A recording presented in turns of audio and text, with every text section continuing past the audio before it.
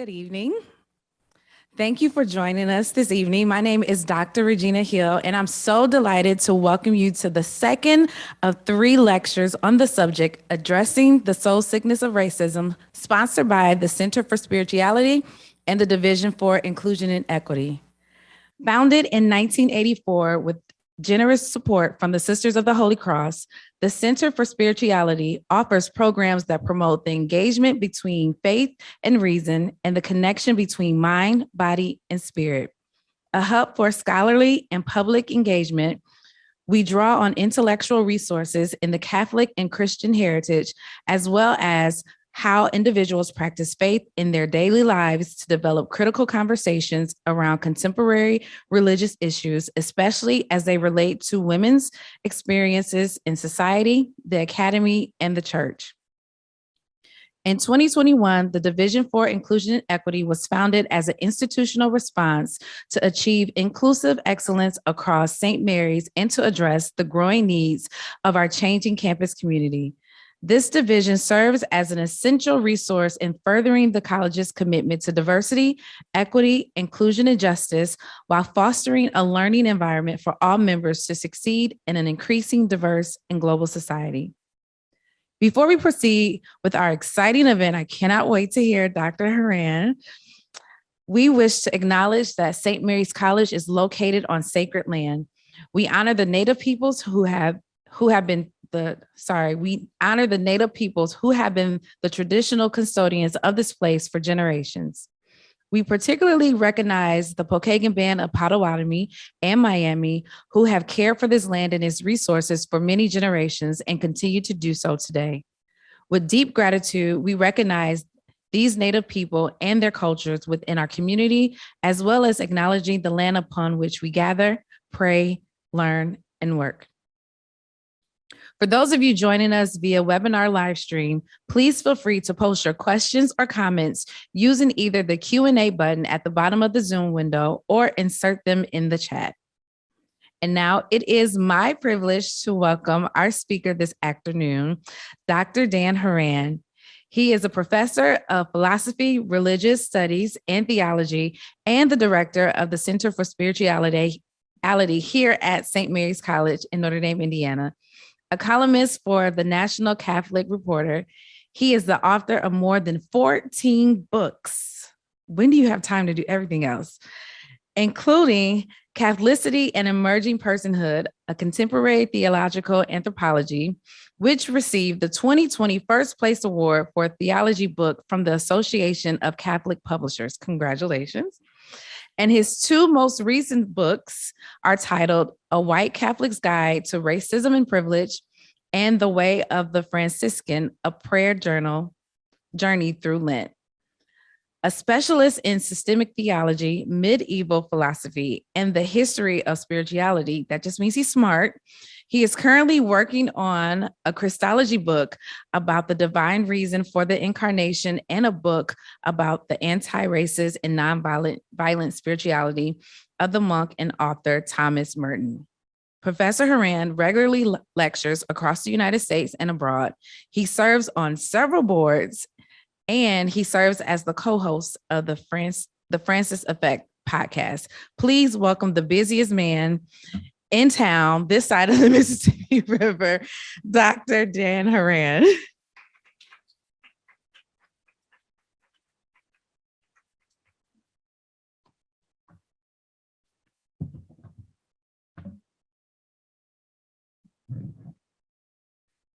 When it comes to being busy, the old expression, it takes one to know one, feels apt here. Thank you, Dr. Hill.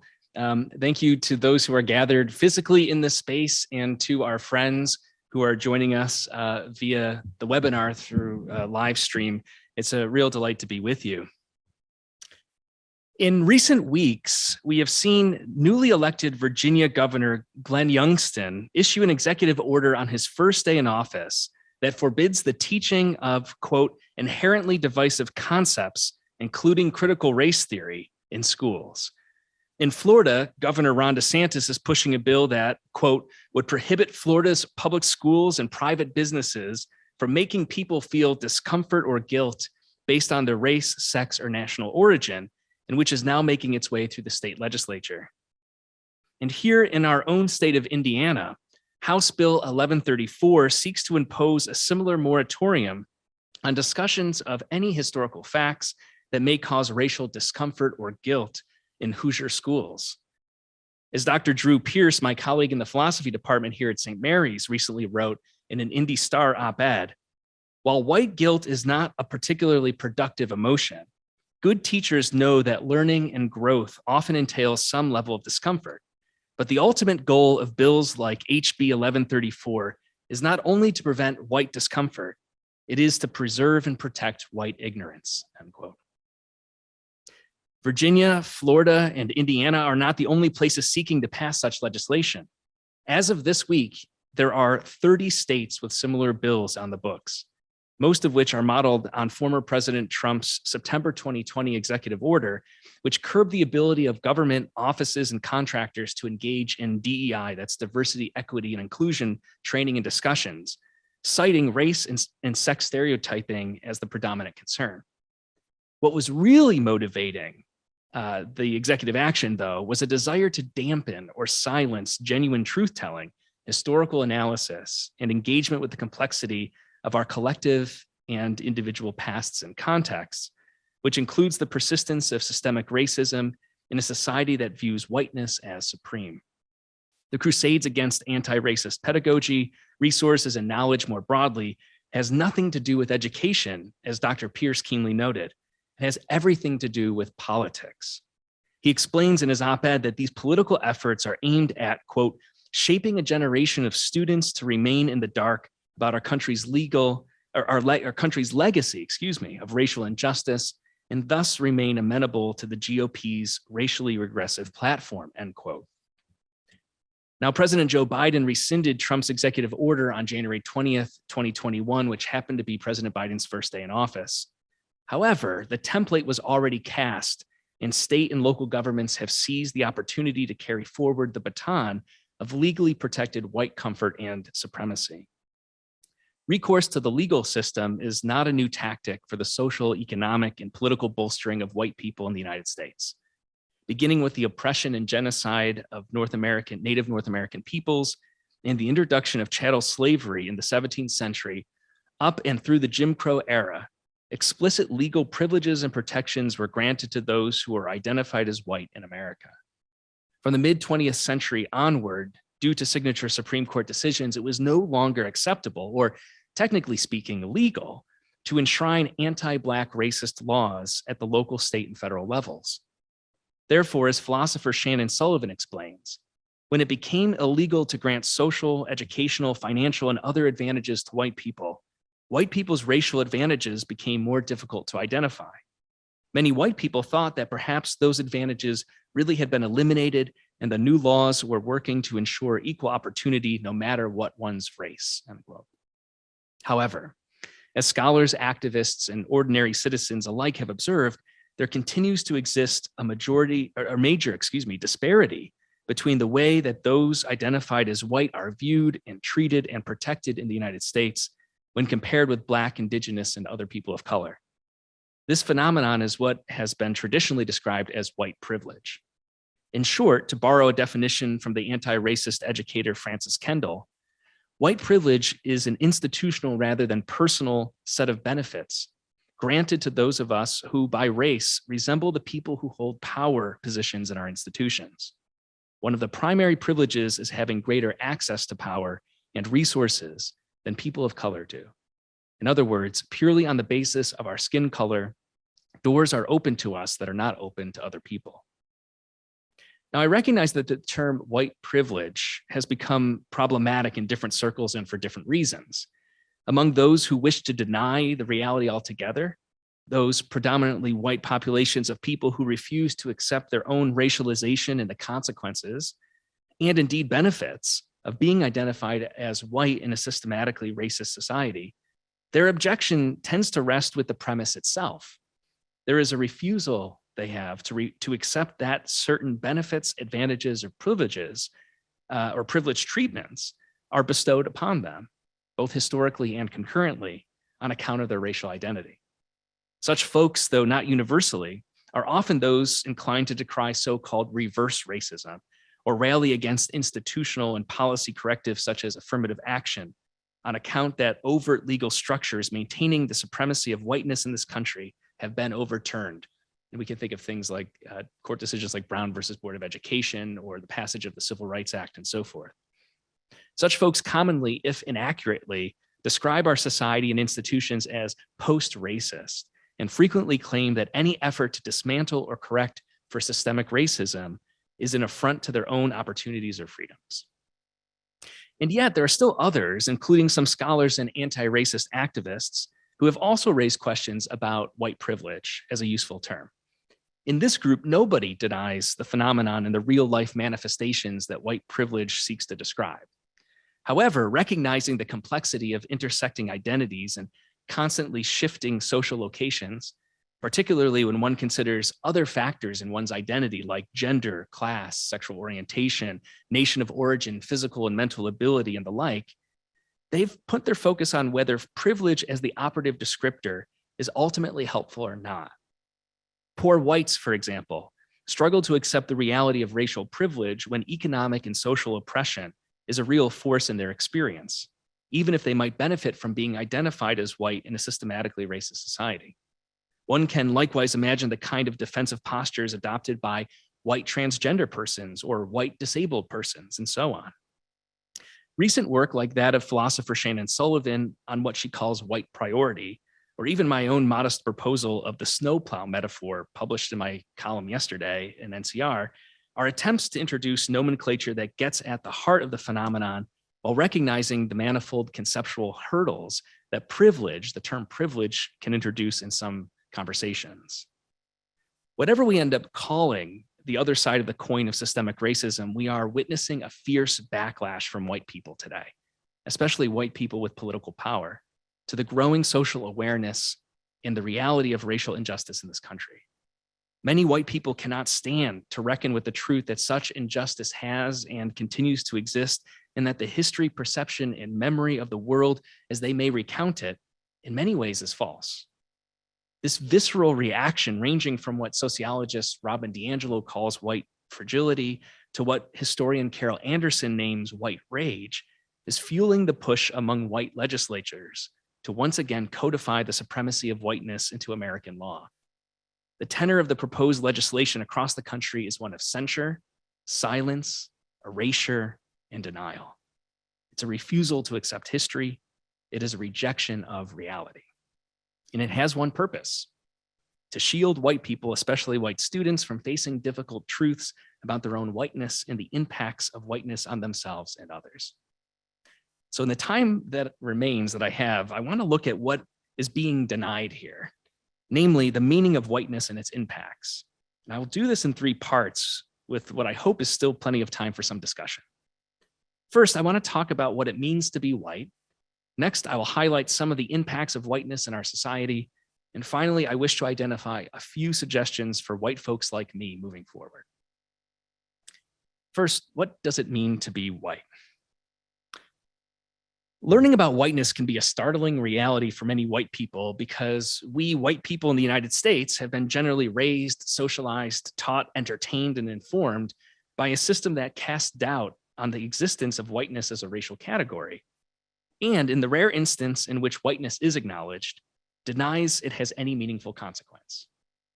To learn about our assumed racial identity when so much effort and energy has gone into denying it, ignoring it, or explaining it away is to risk encountering the manifold falsehoods that whites have taken for granted as truth.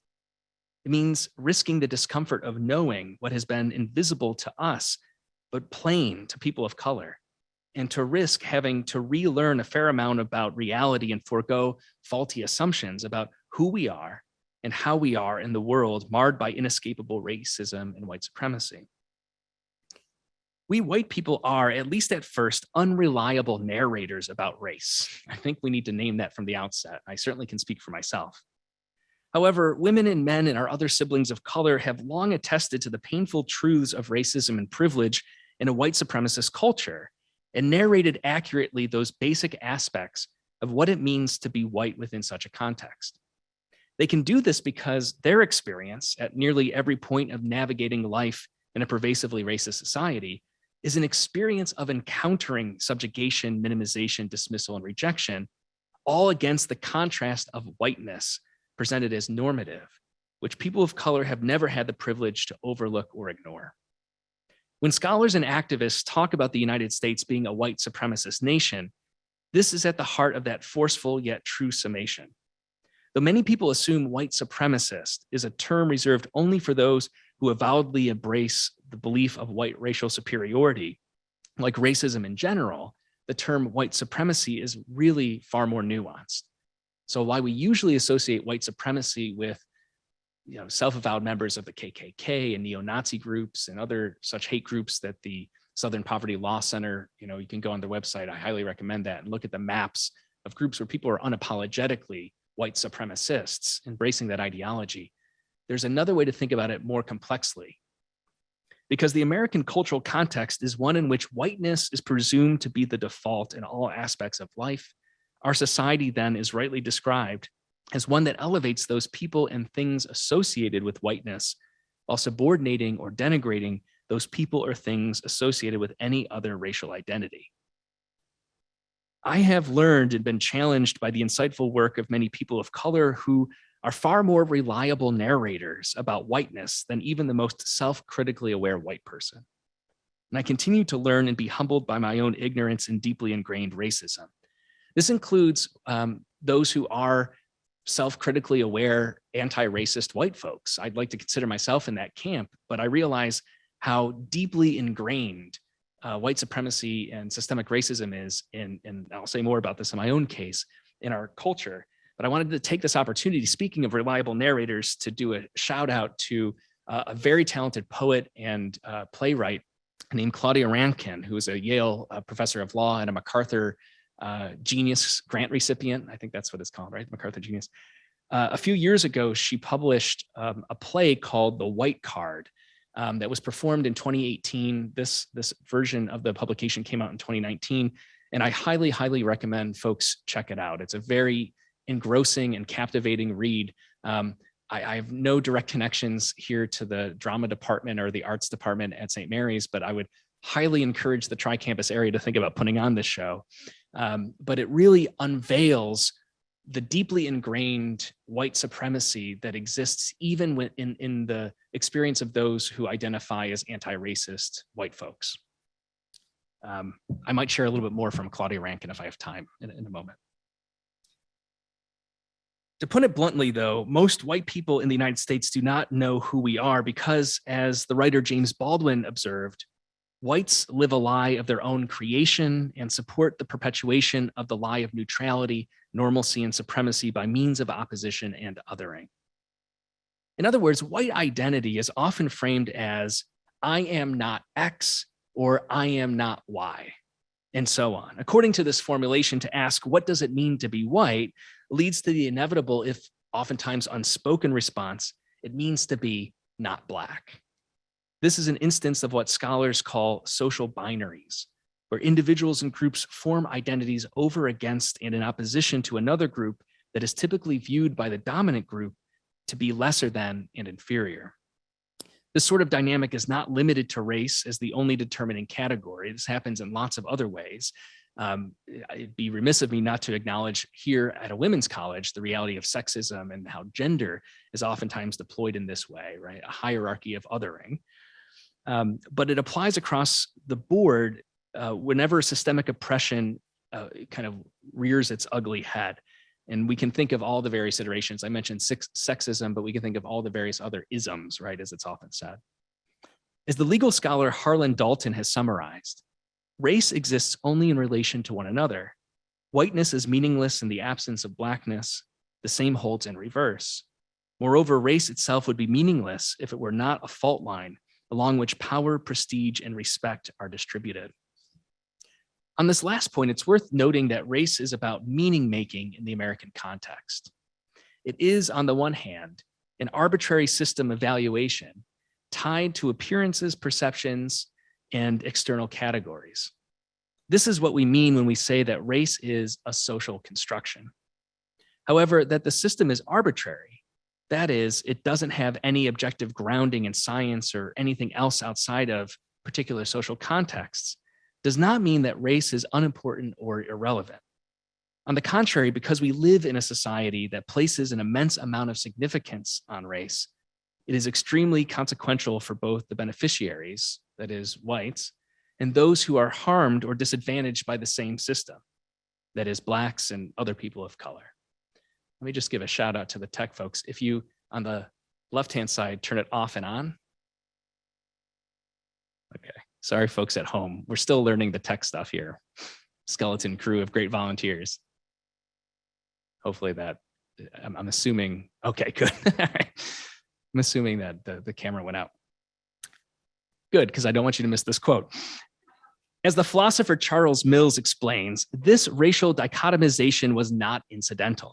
It was not just that the rulers happened to be white and the subjugated happened to be non-white. Rather, race was absolutely central to the justificatory ideology of the period, and he's referring here to the 18th through 20th centuries. It was precisely because of alleged white superiority to other races that whites saw themselves as entitled to rule over them.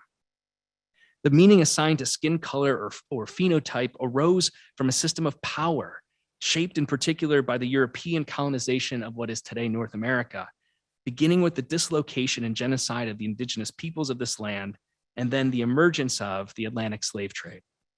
Just as the meaning of Blackness, or more bluntly, non-whiteness, developed and shifted in accordance with the historical circumstances of oppression and white supremacy over the last 4 centuries, so too did the meaning of whiteness, even if it was neither easily or deliberately recognized. As sociologist Teresa Guess explains, social actors were involved in constructing laws, rules, and regulations that created structural social relations during slavery, Reconstruction, Jim Crow, and the civil rights eras. Both Black and white people, both enslaved and free people, understood the racial rules that ordered their day-to-day routines in everyday life. Across time and space, racial routines and social interaction became institutionalized practices that ensured social distance and geographic separation between Black and white population groups. Race is, as the renowned historian Nell Irvin Painter plainly states, an idea, not a fact. And its questions demand answers from the conceptual rather than the factual realm. To begin to understand what race is, one has to grapple with the history of a concept, of an idea, and reckon with its fluidity. Painter explains constructions of whiteness have changed over time, shifting to accommodate the demands of social change. And those of you familiar with US history will know that various groups of European immigrants, including the Irish, Italians, Jews from Eastern Europe, and so on, were considered as embodying various degrees of whiteness, and in some cases, none at all for a period of time, which established a hierarchical casting of those who might today comfortably identify or be categorized as white. In other words, there has always been a shifting sense to the meaning of what race highlights, and it shows to us, it reveals to us what we mean when we talk about it as a social construct. It is something not determined by objective fact or by science or by anything that can be measured other than social declaration. Whiteness is one among many socially constructed races in our American context. But for most of us white folks, we have been conditioned to view ourselves as non-racialized and therefore, quote, normal, natural, and default when viewing ourselves in relationship to others who are not white. Realizing the truth about the arbitrariness of racial classification and its lack of biological grounding helps us to see the world with greater clarity and awareness.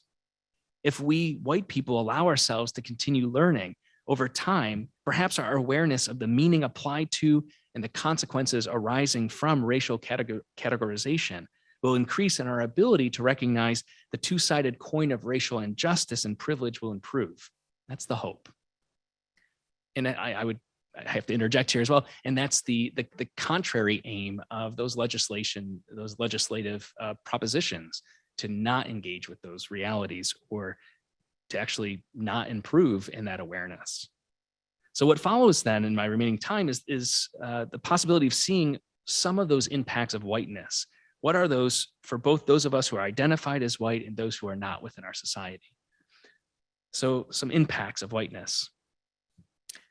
In looking at some of the many impacts of whiteness in our society, I want to highlight just a few, namely whiteness as normative, whiteness as invisible, and whiteness as property. All three of these examples offer a glimpse into the concurrent yet divergent impacts of white people and people of color. So first, whiteness as normative.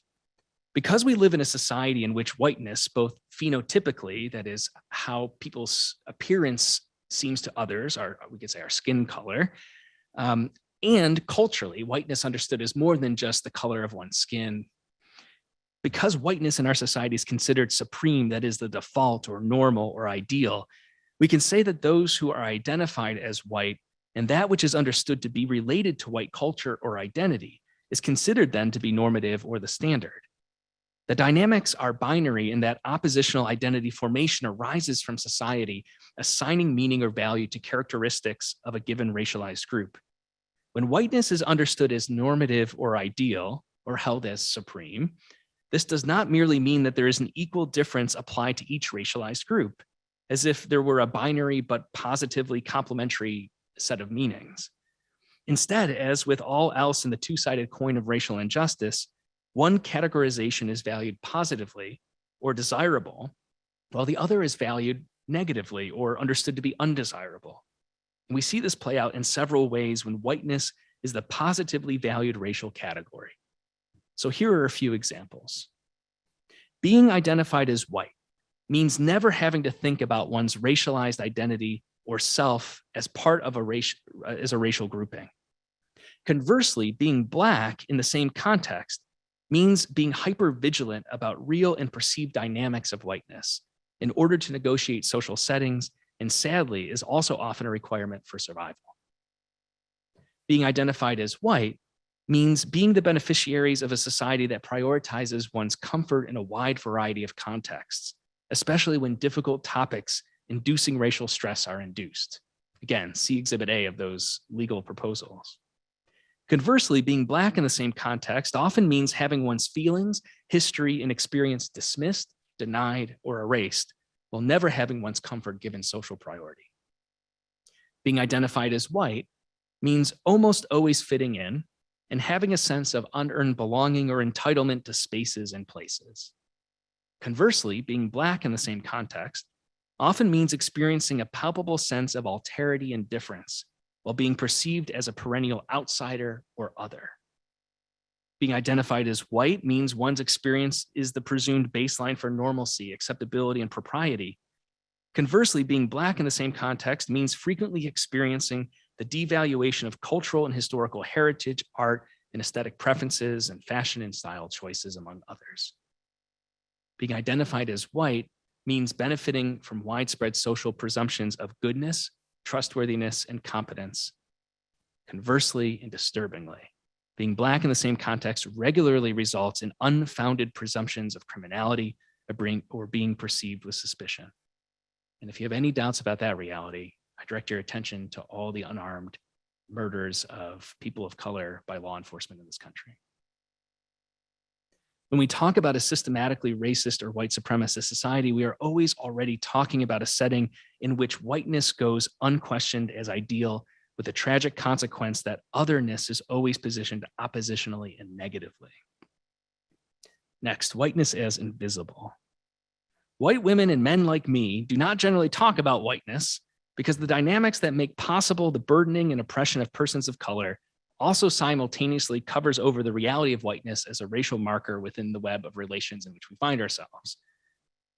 I would, if there were more people here, I know we have a good crowd on our webinar, and I don't want to put the faithful remnant in the room on the spot, but I would imagine if I were to ask virtually in reality, how many of the folks who are identified as white with us today live have had conversations about whiteness in their family or friend group or in predominantly white contexts, I'd imagine very few hands would be raised. Philosopher Sarah Ahmed highlights that whites do not generally recognize whiteness because they are socialized to believe that their identities, perspectives, and cultures are simply the norm or default, that is, the way things ought to be. She writes, "It has become commonplace for whiteness to be represented as invisible, as the unseen or the unmarked, as the non-color, the absent presence, or the hidden referent against which all other colors are measured as forms of deviance," end quote. As the theorist George Lipschitz explains, whiteness is everywhere in US culture, but it is very hard to see. As the unmarked category against which difference is constructed, whiteness has never has to speak its name, never has to acknowledge its rule as an organizing principle in social and cultural relations, end quote. I'm reminded here too of the author and anti-racist activist, Ijoma Oluo, who in an article she wrote on the blog Medium some years ago, many years ago now, and I'm going to paraphrase this because it's off the top of my head, made a remark about how white people have never needed to acknowledge or learn about their own whiteness because they've never needed it to survive. And she, as a person of color, said, I need to know everything about what is unspoken in your own context. To sum up the blindness to the reality of whiteness as experienced by most white people, philosopher George Yancey explains, the fact of the matter is that for white people, whiteness is the transcendental norm in terms of which they live their lives as persons, individuals. People of color, however, confront whiteness in their everyday lives not as an abstract concept, but in the form of embodied whites who engage in racist practices that negatively affect their lives. Black people and people of color thus strive to disarticulate the link between whiteness and the assumption of just being human in order to create what he, as a philosopher, calls a critical slippage, what we, maybe more commonplace, would call just a way to live. Elsewhere, Professor Yancey likens the socialization of whites into whiteness to the manner in which native English speakers learn English growing up. And I'll confess to you all, when I first read his essay about this years ago, it was eye-opening because it is kind of mysterious, right? Those of us who know more than one language have very clear memories, unless we learned from childhood onward, of how we learned and how difficult it is. But do you have any memories of what it's like to learn your native language, your first language? He uses English as the first language as an example, and he writes, one learns English in the context of the everyday by hearing it spoken. The subject of the language learning process does not self-consciously incorporate the grammar of English. Yet parents engage in correcting the linguistic performances of their children. This is part of what it means to inhabit a linguistic community. In other words, when you were, 9 months old, 1 year old, 2 years old, did your parents sit you down or your older siblings sit you down and make you do, phonics and diagram sentences on a chalkboard or learn, vocabulary and how to? No, of course not. How do kids learn their native language? It's the subtle corrections that happen. It's the mimicking that we witness, innocently as it were. It's what we receive. And it's the not overt, not the kind of schooling or lecturing that others provide to us, but the subtle ways and subtle signals that form our kind of ability to think and process in the world. Yancey is making the point that white people inhabit a racialized community in which they become white through subtle, uncritical, and tacit socialization. At times, there are stronger signals sent to correct the, quote, racial grammar of white performance, but oftentimes it goes without saying. It usually happens in incredibly subtle ways. I can speak from my own experience. If you're in predominantly white company, the jokes that are said, the side remarks that are made, the way that people look or the way that things are described, all are forms of what Yancey calls this correcting the racial grammar. Because we white people have been formed to think of ourselves and our experience as normative, it can be very difficult for us to see the truth. This is not the case for people of color who are continuously confronted with the messages, and both subtle and explicit, that because they are not identified as white, they are not, quote, normal, that they are different, that they are other, that they are, as is euphemistically used sometimes in our society, that they are, quote, ethnic. I can tell you a personal story that I write about in my recent book about a Peruvian classmate of mine who made these jokes about how I was not ethnic. And there's more to say about that. But his point was a play on how race operates in our society and how whiteness is dominant. This is something that the scholar and early civil rights activist W.E.B. Du Bois understood personally and academically when, in 1903, he described the presence of the double consciousness that Black people experience when confronted with the structural, institutional, and historical realities of American racism and white normativity. He writes, "It is a peculiar sensation, this double consciousness, This sense of always looking at oneself through the eyes of others, of measuring one's soul by the tape of a world that looks on in amused contempt and pity. One ever feels his two-ness, an American, a Negro, two souls, two thoughts, two unreconciled strivings, two warring ideals in one dark body, whose dogged strength alone keeps it from being torn asunder, end quote. In a 1963 address to school teachers, the writer James Baldwin talked about how Black children recognize this dynamic of white normativity from the earliest age. He says, "There is something else the Negro child can do too. Every street boy, and I was a street boy, so I know, looking at the society which has produced him, looking at the standards of that society which are not honored by anybody, looking at your churches and the governments and the politicians, understands that this structure is operated for someone else's benefit, not for his. And there's no room in it for him." End quote.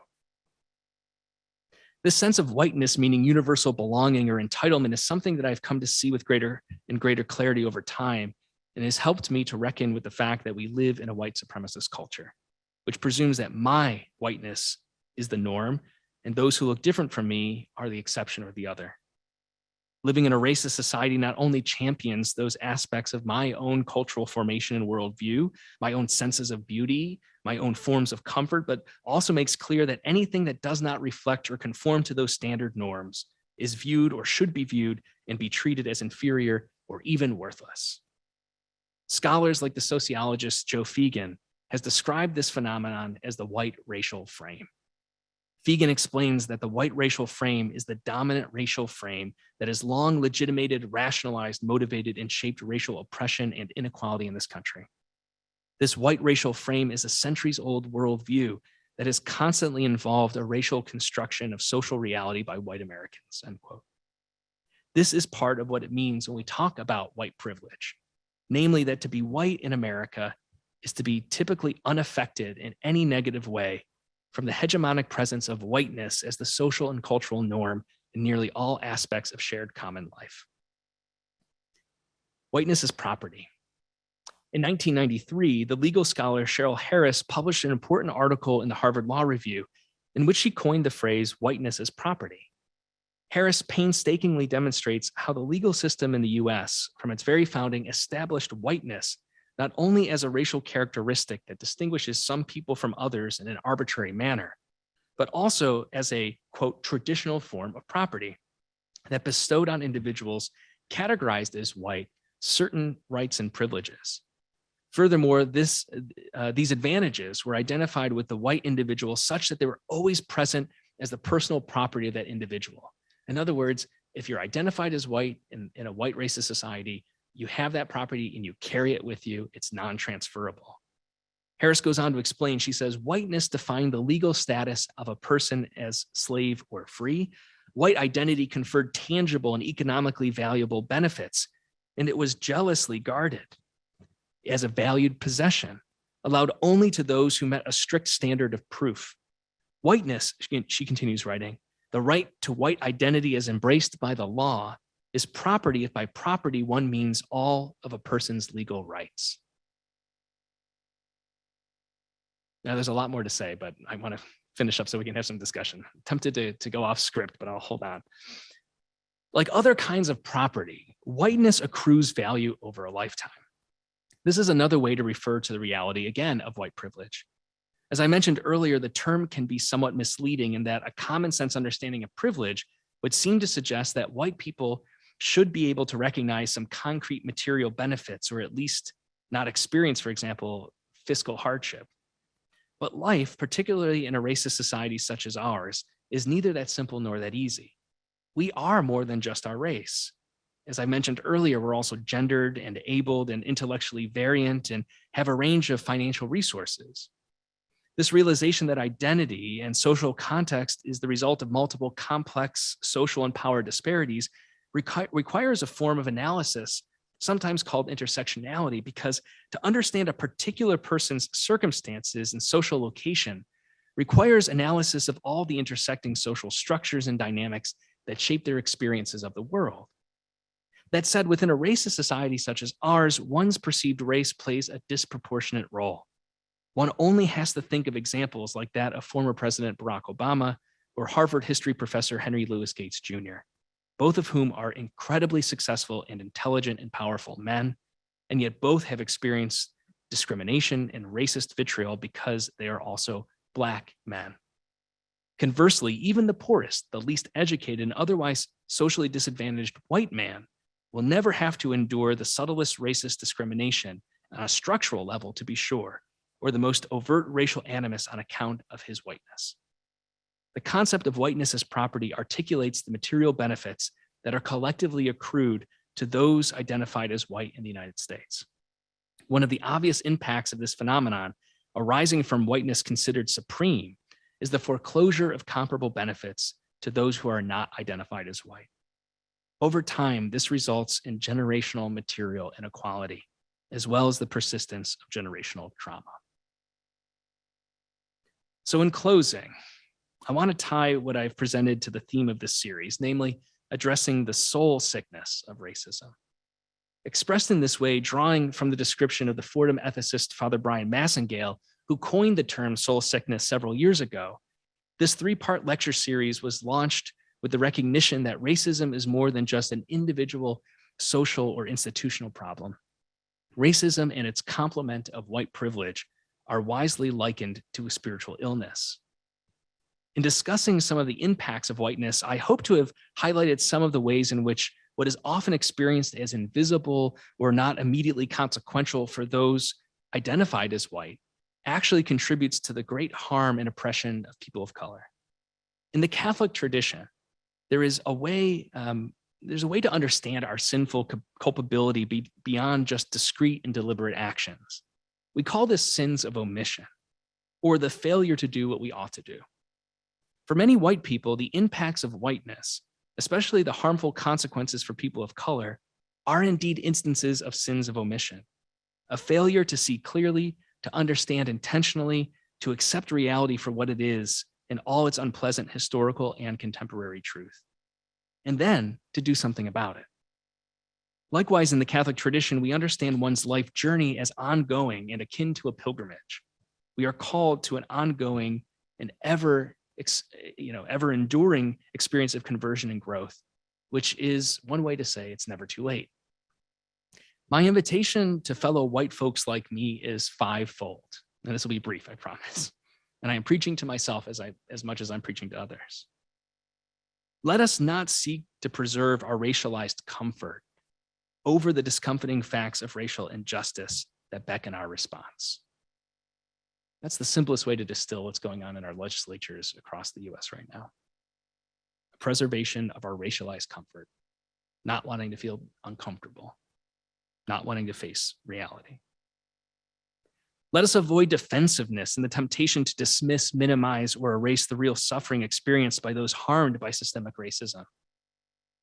Let us recognize the impacts of whiteness taken as normative and call out, reject, and seek to dismantle such cultural and societal hegemony.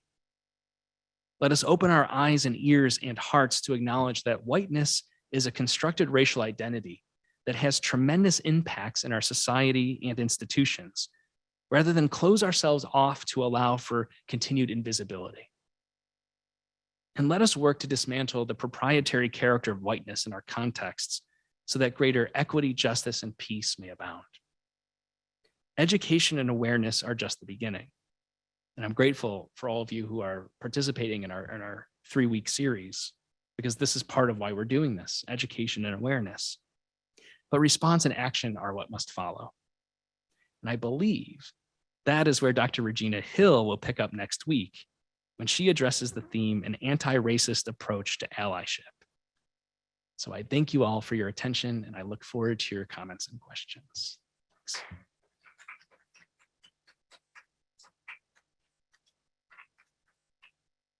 Thank you, Dr. Horan. That was amazing. I was there taking a lot of notes. thinking about how I'm going to shape my presentation for next week. So shameless plug, be back with us next week, same time, same place. I wish you would have went off subject. And I know we already did our Q&A. If you haven't seen that on YouTube, we did my Super Soul Sunday, I call it. And I've already interviewed you, but I wish you would have went off subject a little bit when you were talking about Cheryl Harris' article, because when I read it, it was so striking and moving for me as a Black woman, hearing her grandmother's experience and talking about whiteness as property. If you could talk a little bit more, because we have time, talk a little bit more about that. And then for those of you that have questions in the audience, raise your hands. If you have questions in the chat, put those in the chat. You can put it in the Q&A box or just put it in the chat. Well, thank you, Dr. Hill. Just briefly, I'll say that, and I talk about this in my book, and we may have talked about it in, back in the fall when we had that conversation. I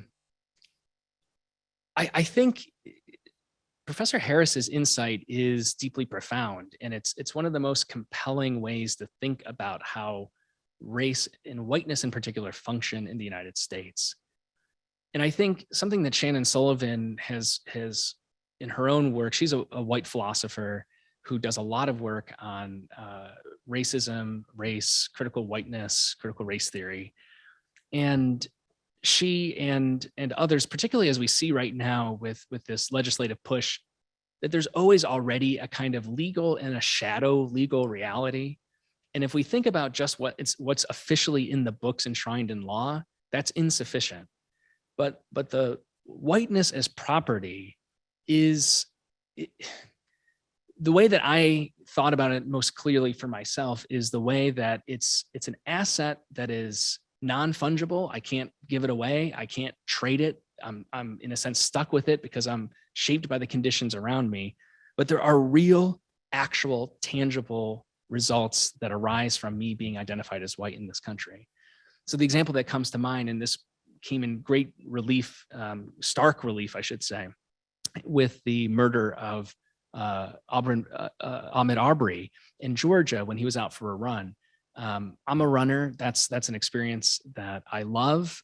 It really hit me. I mean, every time I hear of the death of somebody in a setting like this, particularly unarmed people of color at the hands of law enforcement, it's obviously tragic. It's obviously heartbreaking. But Arbery's case was one that struck me in a particular way that revealed to me how true this whiteness as property is, because I am somebody who've been blessed to travel around the world, around the country. I've given lots of talks and led workshops and retreats and studied and visited lots of places. And I have never felt, I may have been a little uncomfortable or unfamiliar with places, but my whiteness in retrospect is a property that has provided returns on, it's weird to say like investment, but returns on that property, which has been invested in me by a white supremacist society, so that I'm shielded from threats. I'm shielded from discomfort.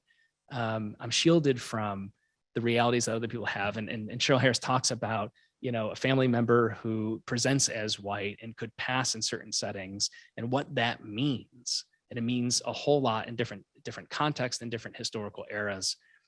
There's a lot more to say about that. One of the things that was coming to mind that I was going to go off script about, and that I remembered I'm going to highlight it in passing, is the most powerful person in the world, two-term President Barack Obama. He is as much white biologically as he is Black, a white mother, Black father. And yet, because of the way that whiteness functions in a white supremacist society, he was only ever Black. And I think, he did not benefit, even as the most powerful person in the world, Nobel laureate, two-term president, does not benefit from that whiteness. And, just for me, highlights, regardless of your political position, just the reality of racialization in a white supremacist society. So I want to hear other questions and comments, but thank you for that invitation. A few questions and comments online. If folks here in the room want to interject at any point, please don't hesitate to raise your hand. One incredible comment is from one of our viewers who was a student of Cheryl Harris and is just attesting to her impact, awesome. Which is so cool. One question here comes from Terry, who is asking, do most white people believe they are privileged? Wonder if you can comment on that, maybe based on your experience of talking about these or this literature you're citing. Yeah, again, purely my sort of anecdotal and observational assessment. No, I think most white people really struggle with that, with the qualifier privilege or with the category privilege, which is what led me. And I don't mean to peddle this as the answer. I don't know that it's the answer for anything other than offering yet another oblique way to think about the phenomenon that white privilege describes, that I think Professor Harris also describes when she names whiteness as property. There are other ways we can kind of approach this reality.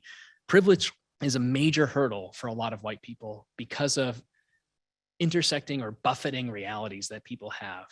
So, it's hard to tell a rural, lower class, financially poor, uneducated white person in the United States that they're privileged.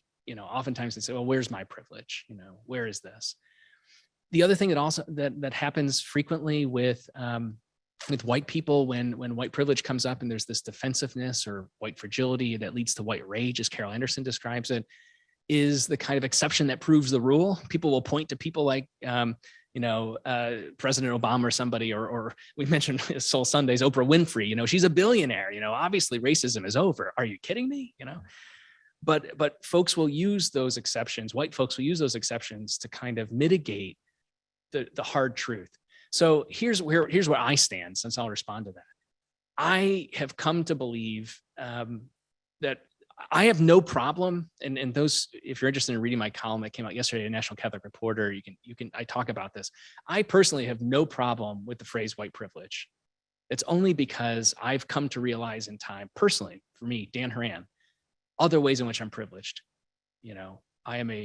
I'm a white person in the United States. I was born in this country. I'm a native English speaker, which as I travel around the world is more and more a privilege because that is now the universal language increasingly in this world. I am a cisgendered person.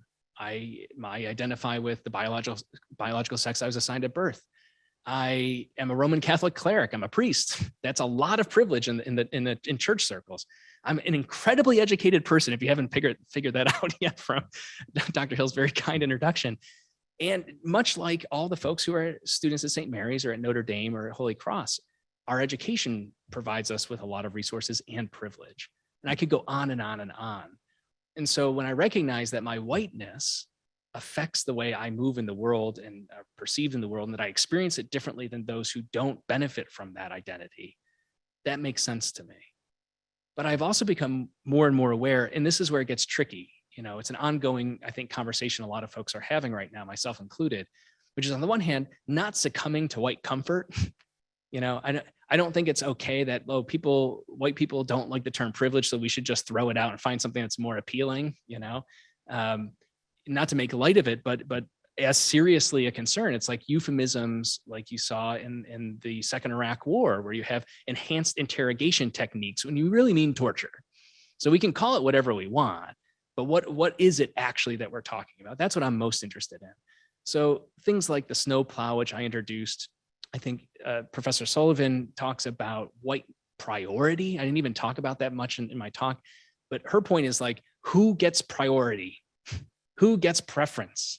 Whose value, who is valued more, and we could go on. So there are other ways to think about it, but the short answer is no. I think privilege is a stumbling block for a lot of white people.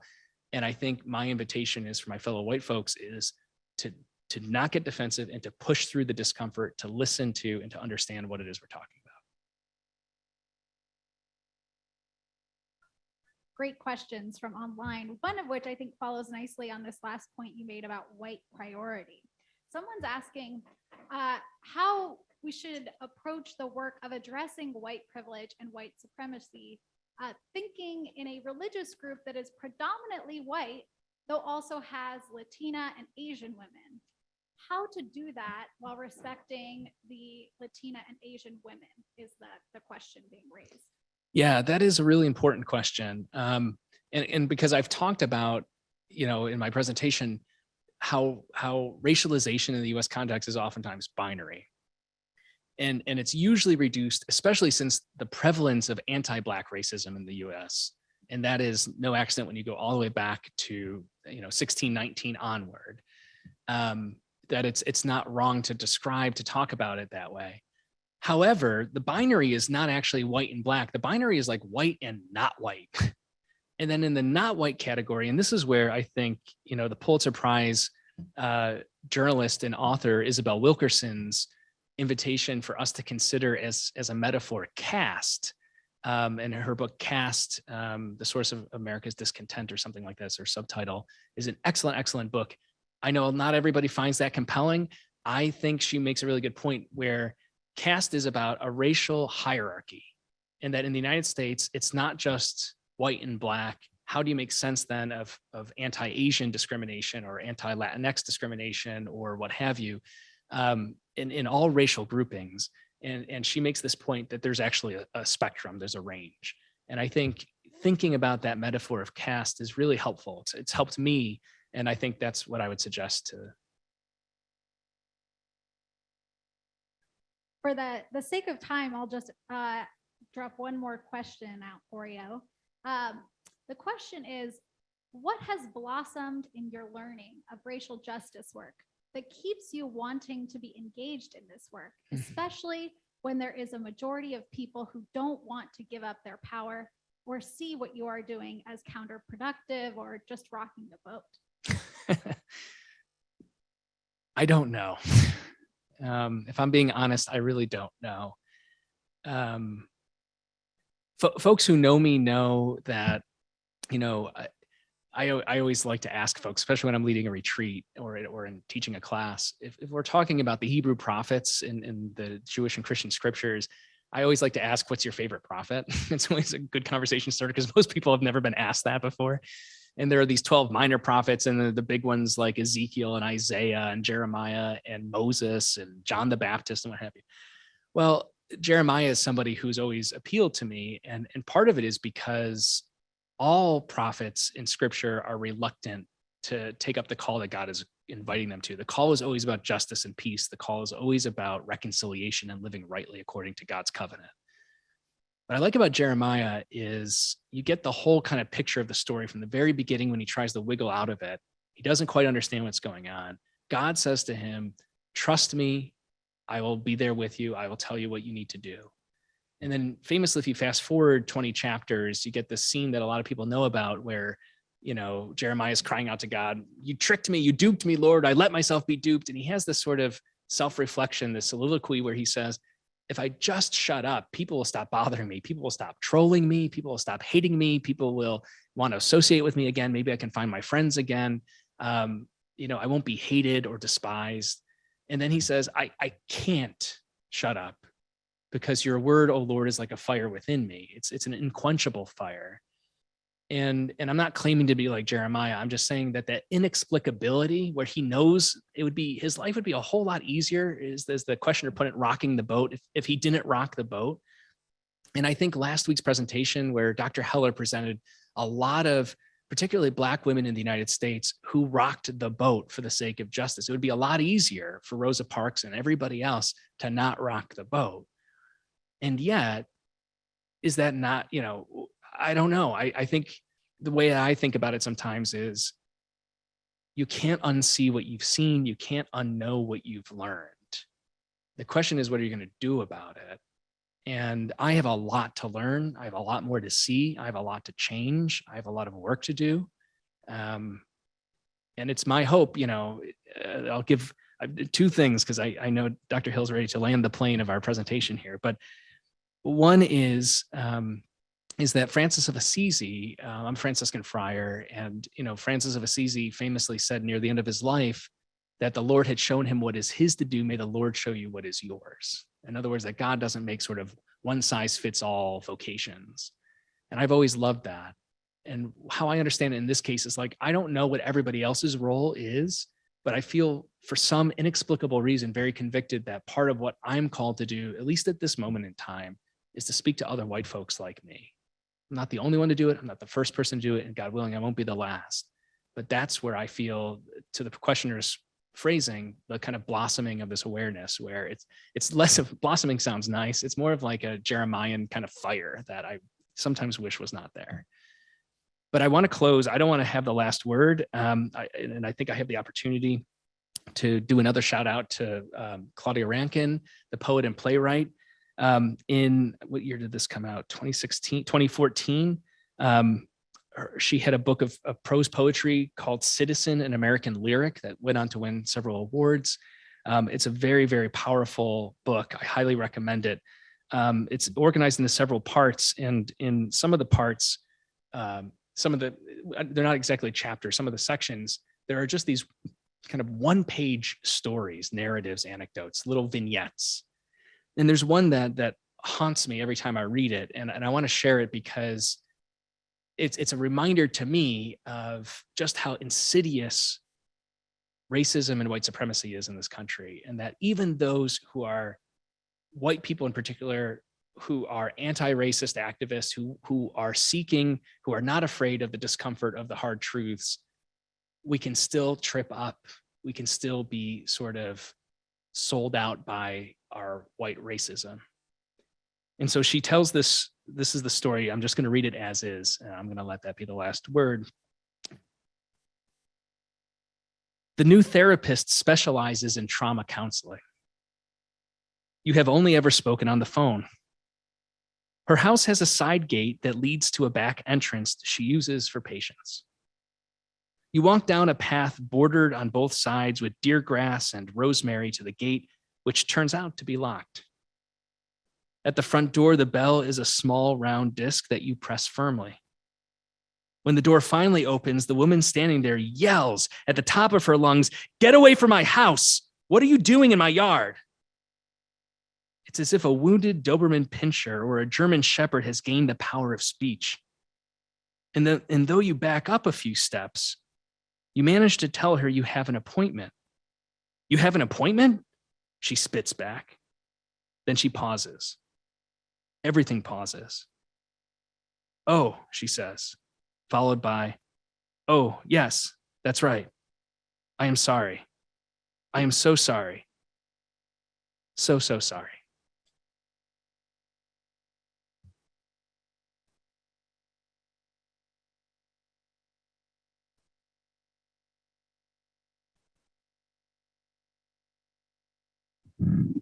That was a mic drop moment, so I just waited off to the side to let it simmer a little bit.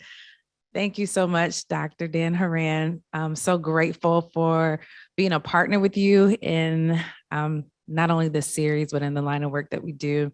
So grateful for all of you that have tuned in online, for those of you that have showed up in person. Like I said earlier, we'll be back here next week, 5 o'clock, and I will be your presenter next week. So please show up. Thank you. Have a good night.